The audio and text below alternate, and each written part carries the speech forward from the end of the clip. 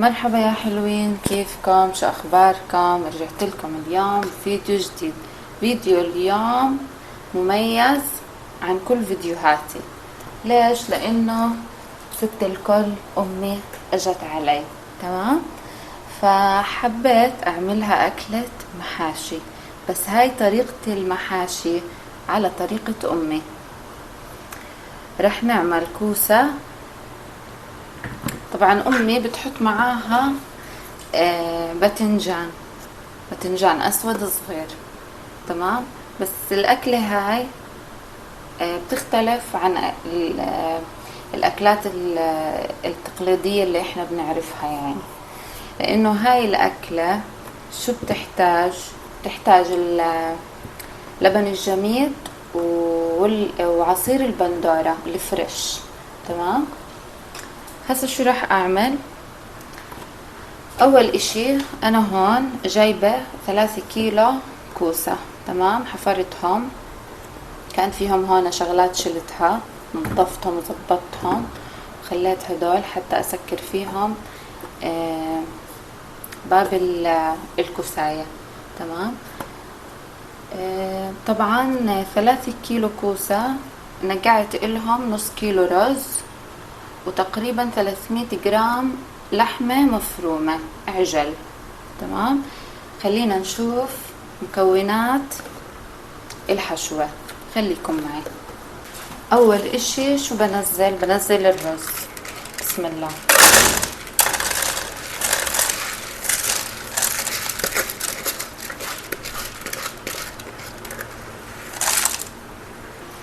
وبنزل عليهم بصلة متوسطة الحجم، حبة وسط من البصل. حبيت تفرميها بالفرامة افرميها، انا راح افرمها ناعم شوي. بسم الله.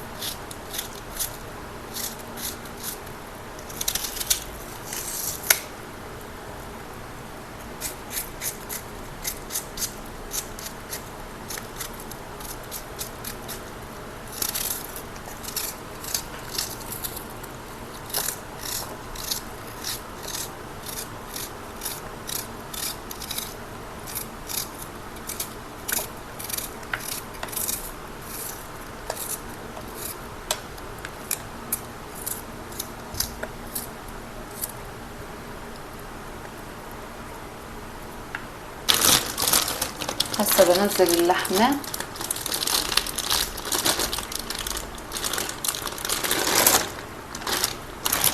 اتوقع انها نص كيلو هاي اللحمة كمان، تقريبا انا شايفها نص كيلو هاي اللحمة.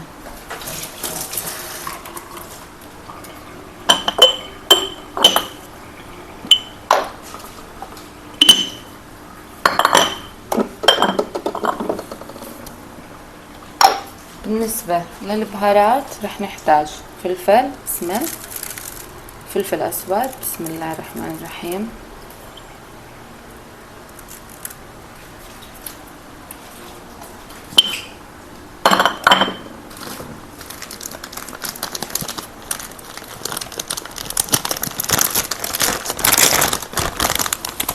رشة قرفة، يعني تقريبا معلقة.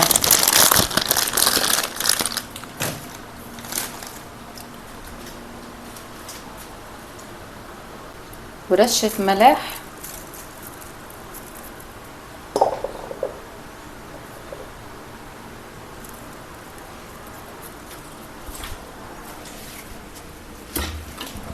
وزيت نباتي،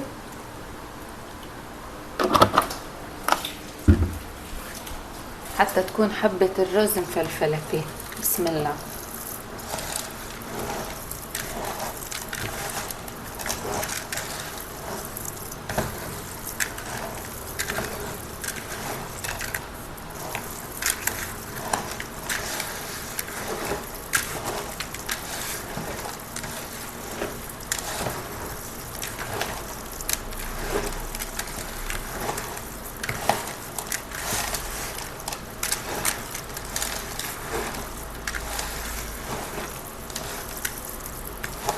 اللحمة هاي لحمة عجل، ريحتها بتشهي.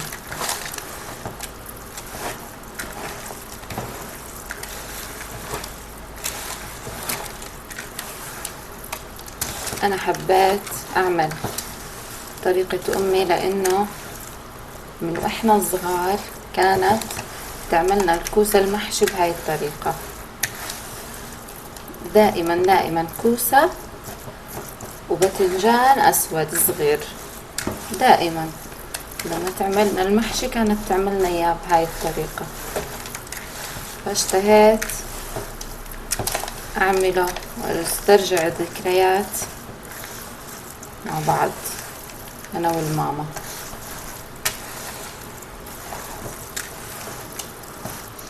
هيك الحشوة صارت جاهزة.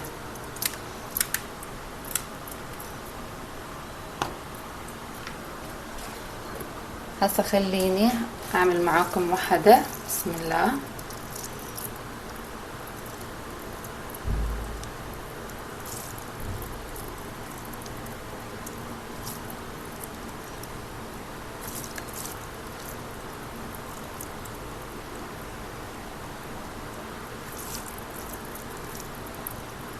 تتركي مساحة عقدة إصبع هيك تمام، وما تكبسيها. لازم تكون الحبة الرز فيها يكون مرخرخ مش مكبس حتى ما يطلع ني. شو راح أعمل؟ راح أسكر هيك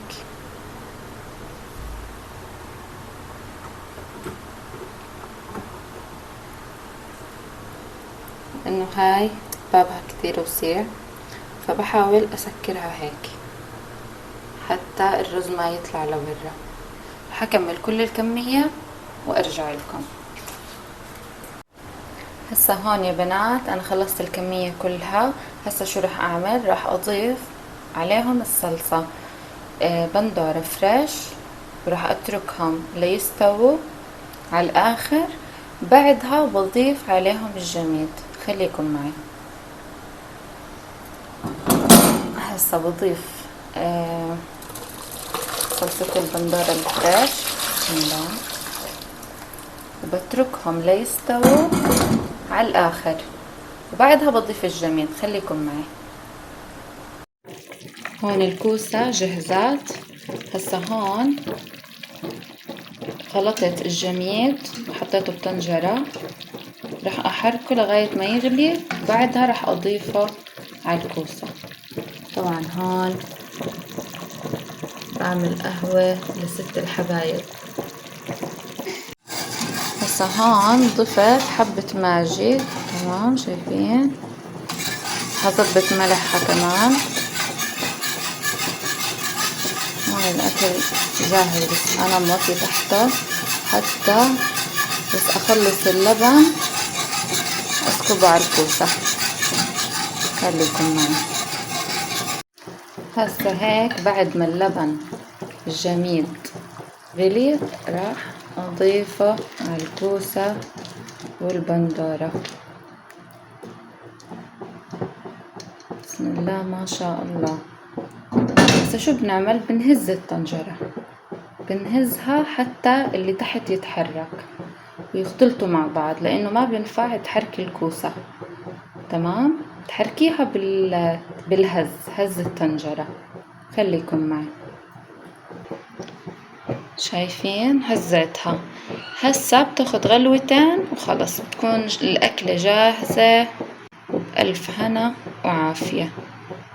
رح أخليها تاخد غلوتين وبعدها نقدمها لست الحبايب. خليكم معي.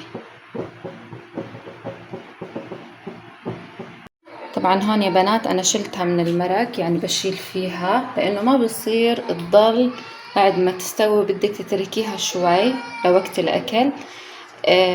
لازم تشيليها من المرق تاعها، وبس بدك بتقدميها جنب المرق. تمام، شايفين ما أحلاها إن شاء الله. شايفين أنا هون سكبت بصحن، حبيتوا إنه يكون المرق جنب الكوسة بتعملوا، حبيت تضيف الكوسة هيك بالشكل هاد بصحن وتحطي شوية مرق للي بده ياكل كمان بصير. شايفين؟ فرجيكوا بس شكلها من جوا كيف.